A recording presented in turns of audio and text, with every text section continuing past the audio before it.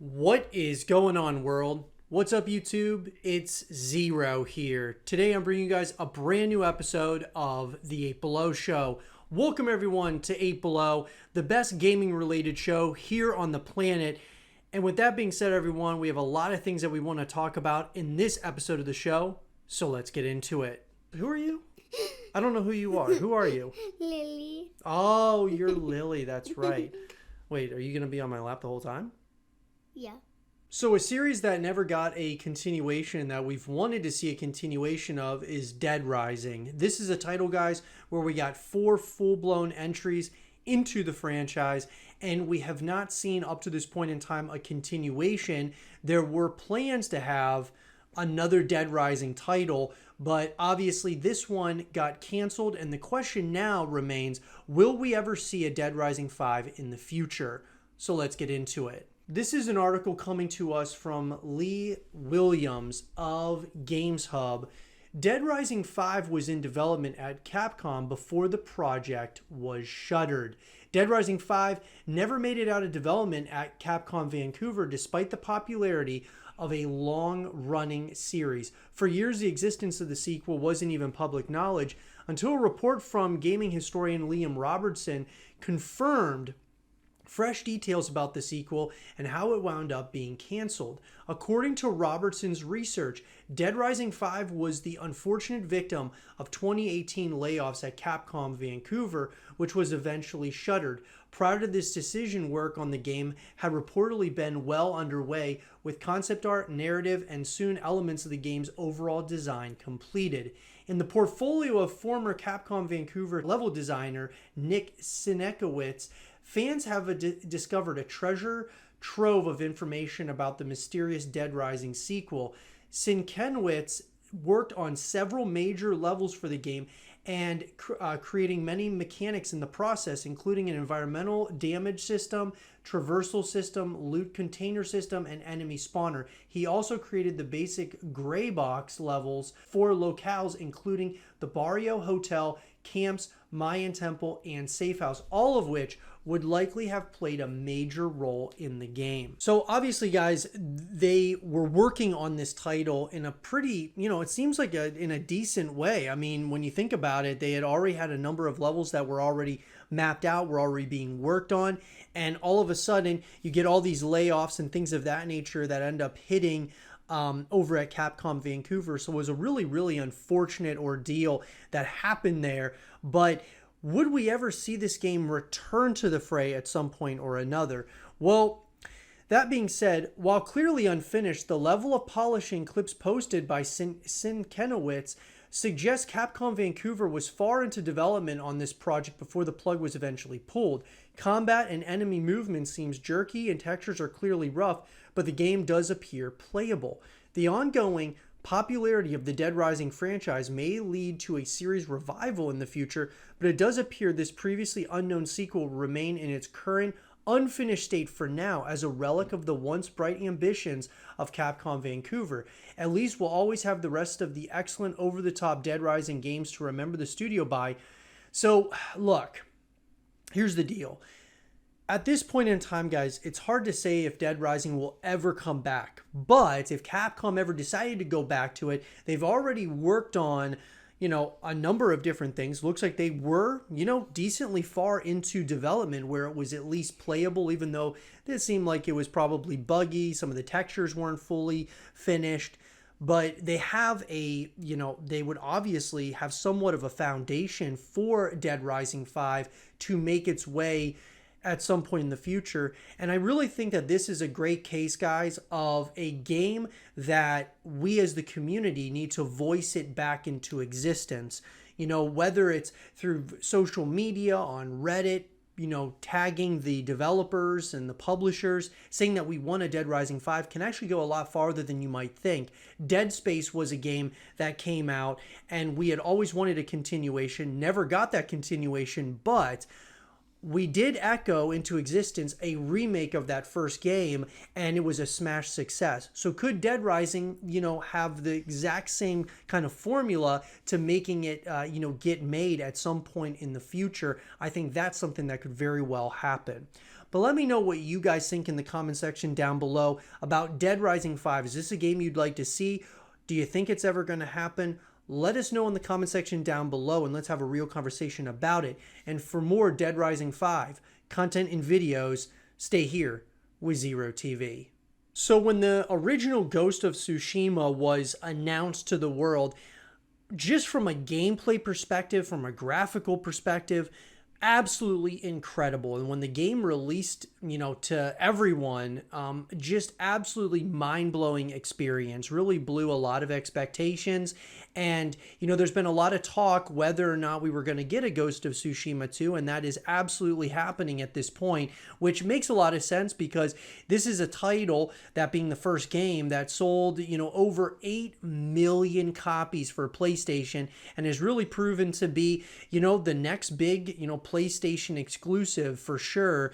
And so I want to talk about the things that we know so far about Ghost of Tsushima 2 and what can we maybe expect from this title. And I'd love to hear your guys' thoughts about it in the comment section down below. So let's get into it.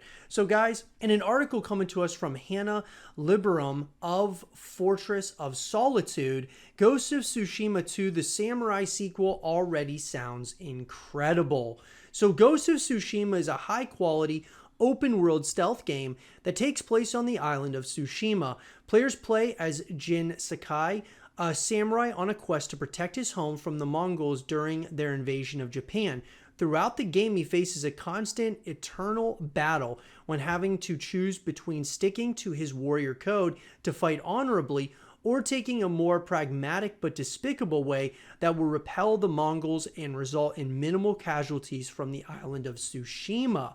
So the action-packed game was developed by Sucker Punch Productions, and it's clear to everyone who plays it how much love and attention to detail went into the Sony PlayStation exclusive. They collaborated with Japan Studio, a Tokyo-based video game developer best known for Ape Escape, Gravity Rush, Loco Roco, and Patapon, and visited the island of Tsushima twice to make sure that Ghost of Tsushima was both culturally authentic and historically accurate. The art style and landscape of the game were very heavily influenced by Shadow of the Colossus, and while the in-game island is designed to be geographically similar to that of the real-life Tsushima island, it is not a one-to-one recreation.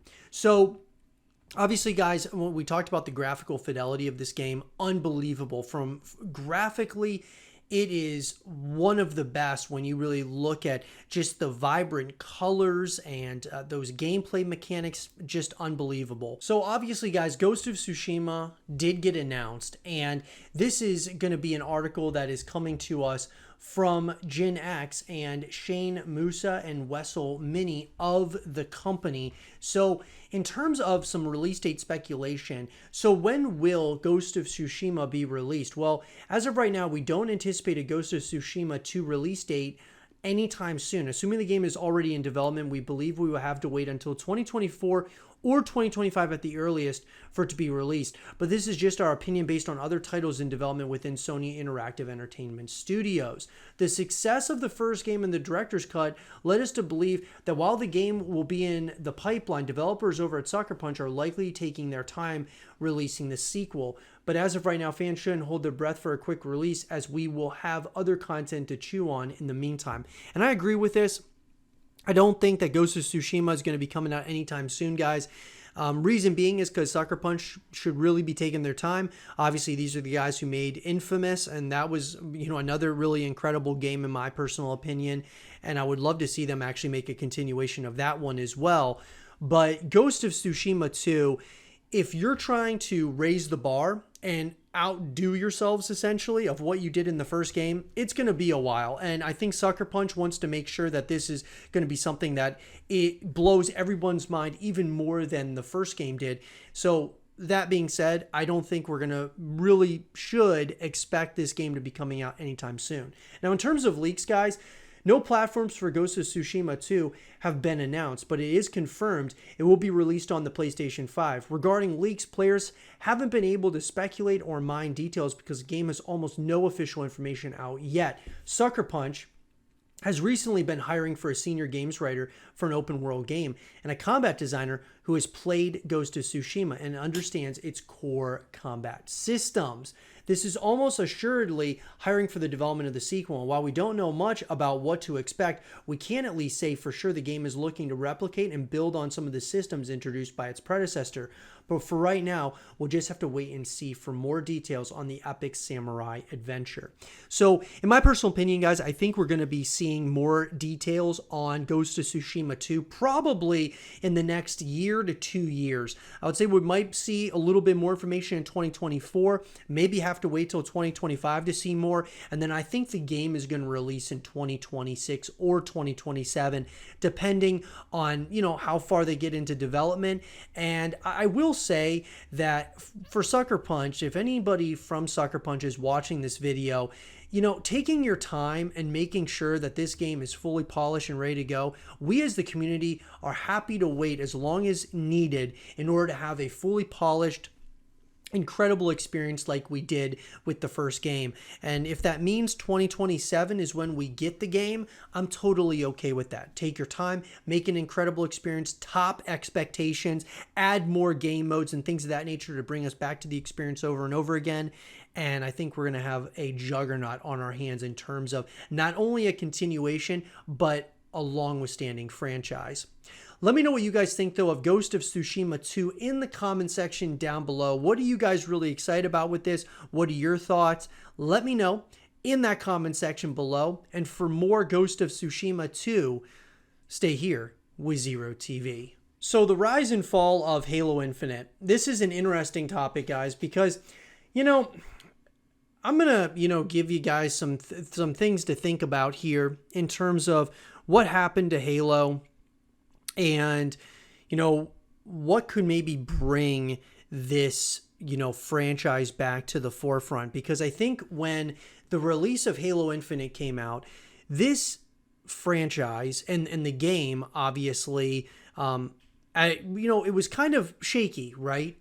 We had a title that, before Infinite came out, Halo 5 Guardians was, to a lot of people, lots of people did not like it. I didn't like the campaign. I thought the multiplayer was decent, but a lot of people didn't like the game in general, and it lost a lot of player base and things of that nature. And so Halo Infinite was very, very highly anticipated, and when it released, it blew up. I mean, people absolutely...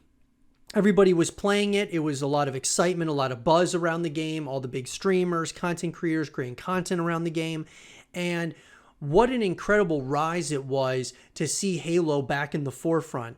But over time, we've seen slowly but surely the game slowly deteriorate in terms of its player base, its esports scene, and all of those things. So why is this, and what could have happened? Well, a lot of it has got to fall on the, on the doorstep of 343 Industries and Microsoft.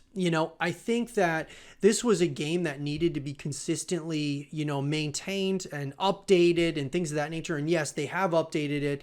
Yes, they have fixed, bugs and glitches and things of that nature. But once again, this is another common case of a studio publisher not listening to what the community is telling them to do. And I'm not saying that a studio and publisher should be listening to everything that the community says, because sometimes a fan base can ask for unrealistic things and have unrealistic expectations. But that being said, it reminds me a lot of what's going on in the Call of Duty scene.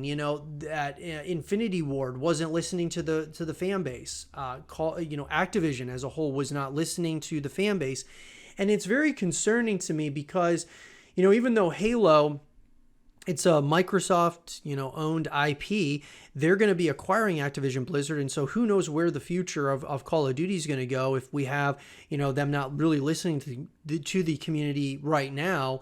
What is the future going to look like? Are they going to double down on this, or are they going to change their ways from a culture perspective?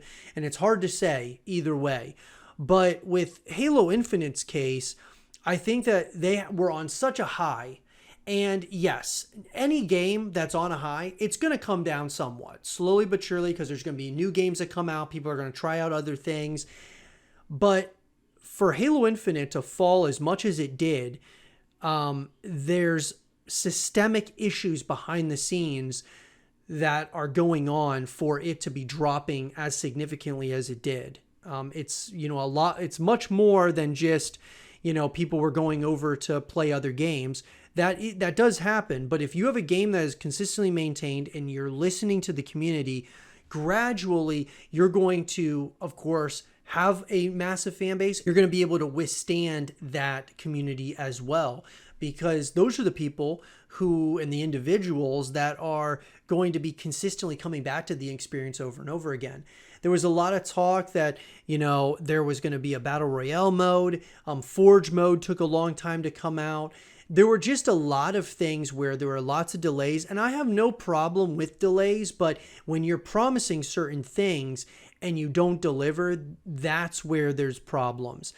I think in Halo's case, especially from an esports perspective as well, it just felt that they weren't putting enough resources and development into the esports side of things for the Halo Championship Series, which I think, esports and gaming for gamers is they go hand in hand. I mean, the success of a game, if done properly, your esports scene can really bring people back to the experience over and over again. I know for me, as an example, every time that I watch the Call of Duty League, I instantly want to start playing because I'm watching them play and I'm like, man, I want to implement some of, I see something and I want to implement it into my own gameplay while I'm playing. And with Halo, it's the same thing, or really any esport out there. You watch it, and then a lot of people want to go play the game. It gets you like energized, excited to play the game because you're seeing some incredible gameplay on screen. So esports is such a huge way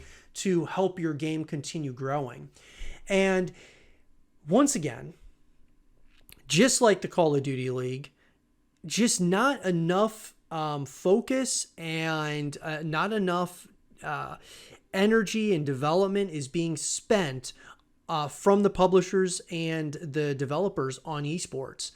And so I'm not saying that that's why Halo fell, but I'm saying that if you're supporting your game and you're also supporting the esports scene, those things can go hand in hand. And if one isn't being addressed, it's going to mess with the entire equilibrium of the game. And so I think in Halo's case, we're seeing a lot of people leave because number one, that's the game, in the gameplay, they're not listening to the community on things that they want to see addressed.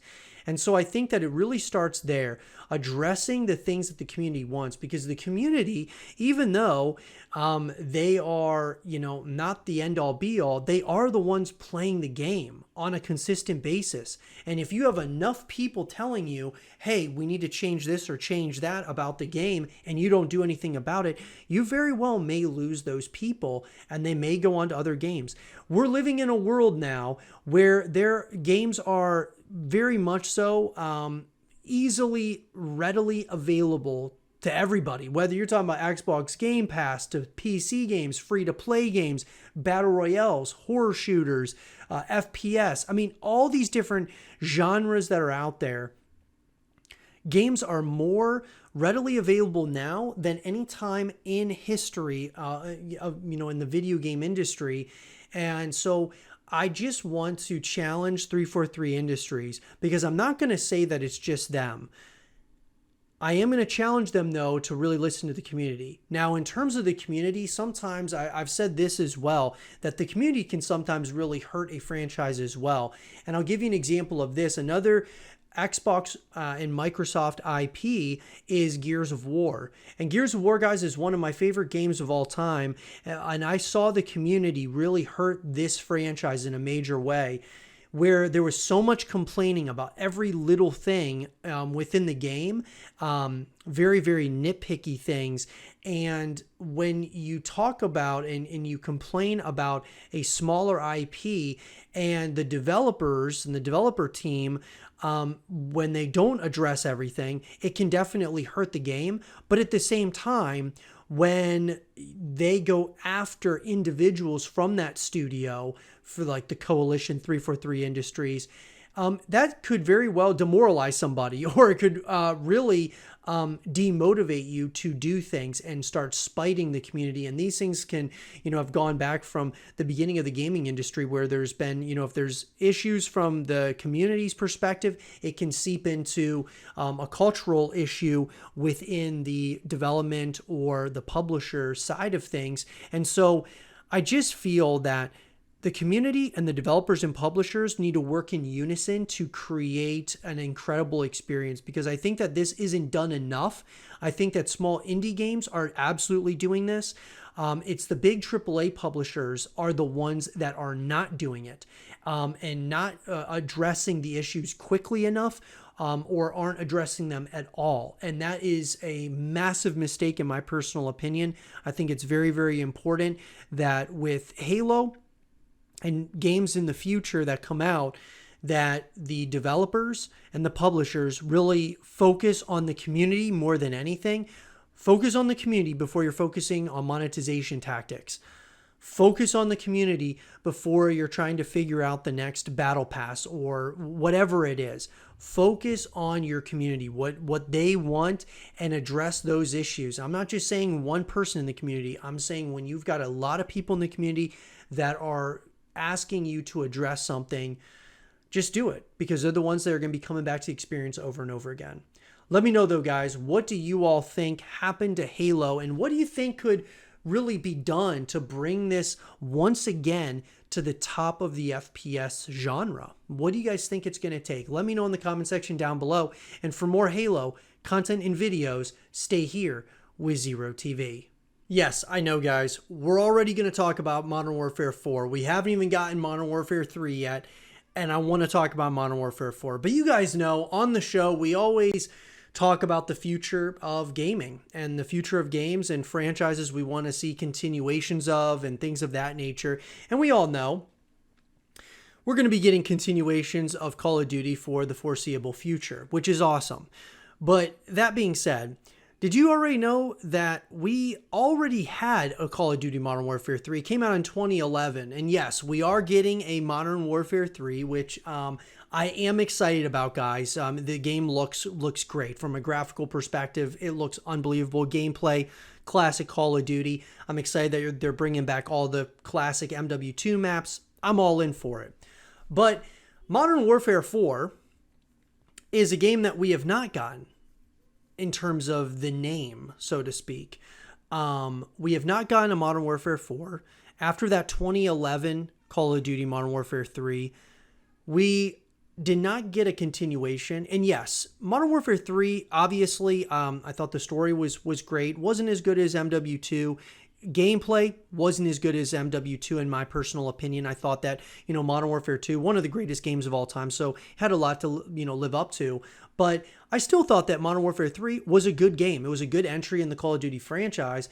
And after the game came out, I was excited because I thought, you know what, we're probably going to get an MW4 at some point. And it never happened. We never got a Modern Warfare 4. Now, we got, Modern Warfare 2019, and then, of course, Modern Warfare 2, now Modern Warfare 3. Once again, does this open the door for Modern Warfare 4? And I talked about this on the YouTube channel. You guys can check out all my Call of Duty content here on the channel, but it does. It absolutely does open up the door in a pretty massive way, because I believe what is going to happen in the future, and, who knows what the future holds for the franchise, but I do think that Modern Warfare 3 is obviously going to lead us into Treyarch's next game, which is going to be the next Black Ops title, most likely.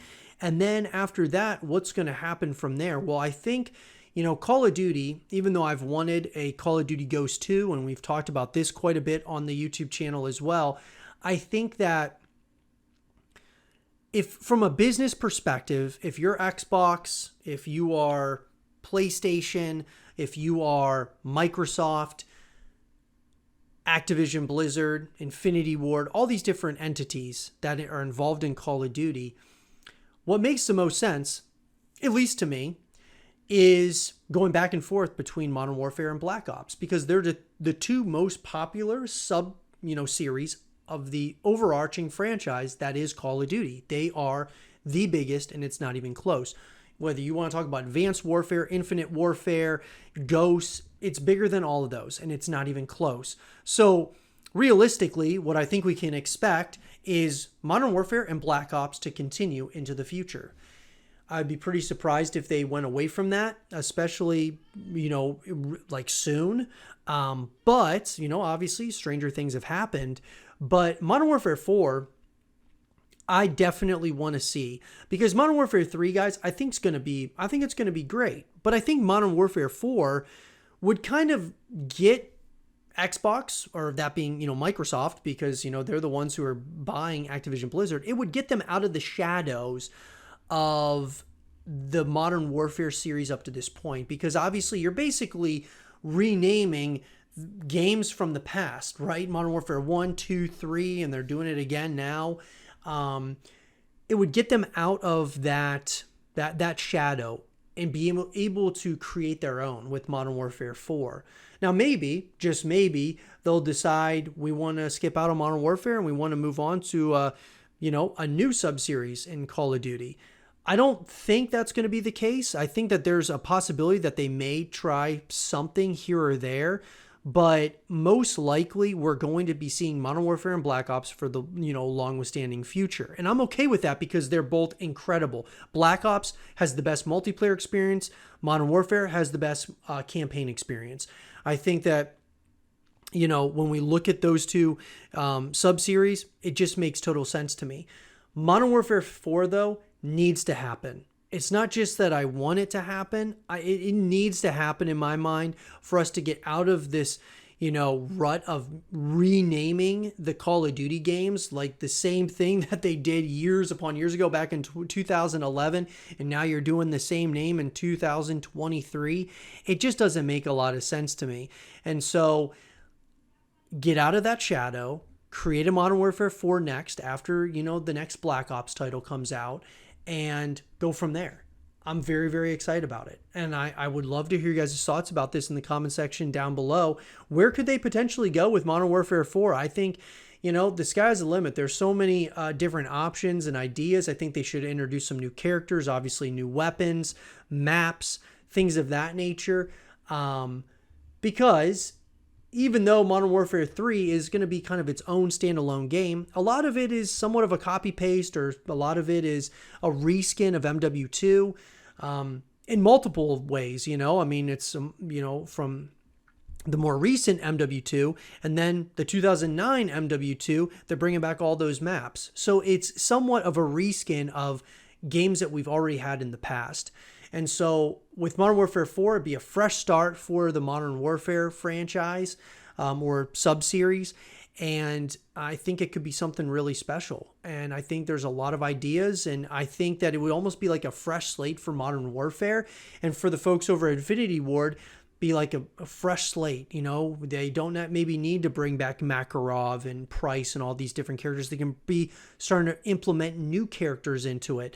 Bringing back old characters is great, but maybe implement some new characters might not be a bad idea as well. I'd love to hear your guys' thoughts about this, though. Let's have a real conversation about it in the comment section down below. And for more Modern Warfare 4 content and videos, stay right here with zrotv.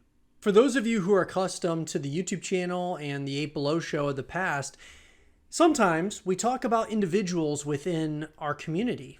Those who are also gamers, influencers, creators, people who have made a massive impact or small impact on the community. And someone who's made a huge impact on gaming as a whole is FaZe Banks. This is a guy who obviously been with FaZe for a long time and really helped the brand to blow up to proportions I don't think anyone saw coming. FaZe Clan, obviously, biggest gaming team in the world, publicly traded, all these different things. It looks like there's, a lot of things happening behind the scenes there, but a lot of things at FaZe have been first for the gaming industry as a whole. And I think that's a really, special thing. And so a lot of us have, guys like FaZe Banks to thank for where we are currently. And now it's time for the next generation of gamers to take us to the next level. And that being said, what happened to Banks? I think that there's, a lot of question marks in terms of, what happened to him? Where is he currently? What is he doing? Is he creating content still? What's happening here? And if we go to his YouTube page, what you'll see is that his last video came out 4 years ago, and it was called Dear Tfue. And this guy has amassed over 5 million subscribers. Massive creator, guys. I mean, massive. I mean, not only owner of FaZe Clan, but I mean, being a massive YouTuber as well. And although he hasn't uploaded in so long, the question marks come to, like, what happened here? Well, first of all, his Dear Tfue video, him and Tfue were very, very close.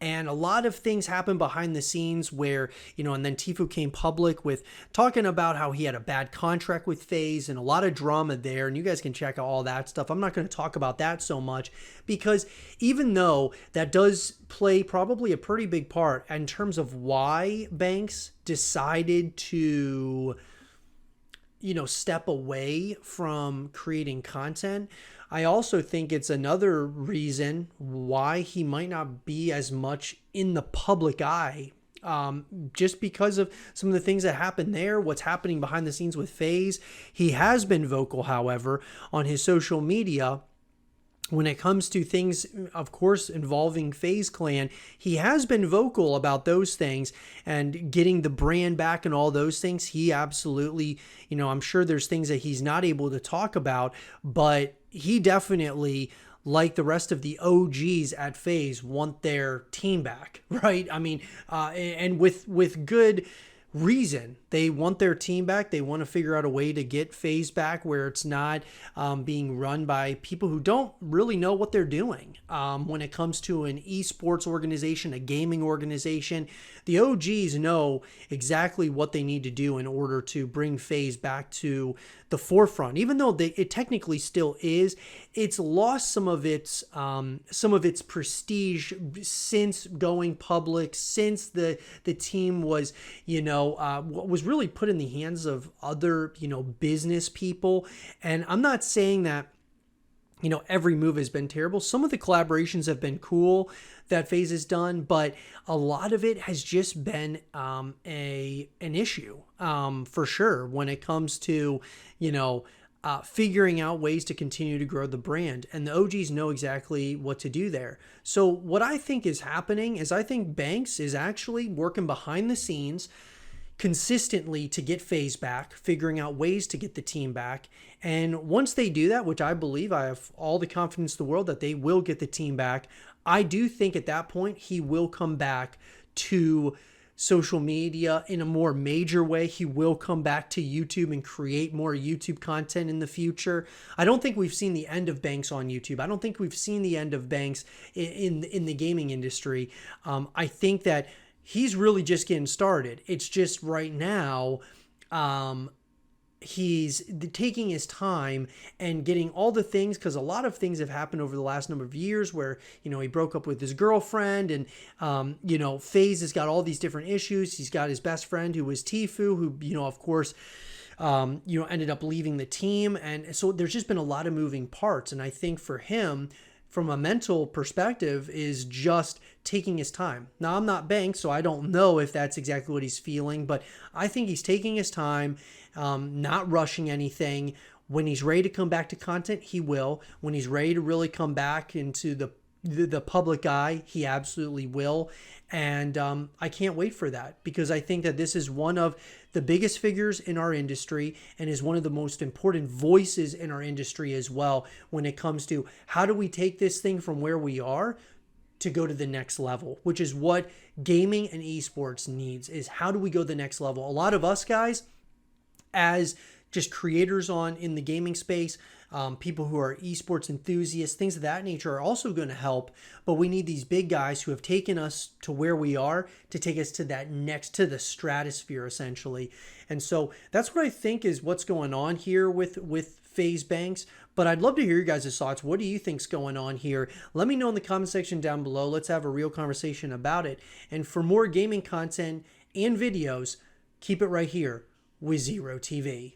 And with that being said, everyone, I hope you guys did enjoy this episode of the 8 Below Show. And if you guys did, leave a thumbs up, subscribe if you're new, stay positive, and as always, I'll talk to you guys all in the next one.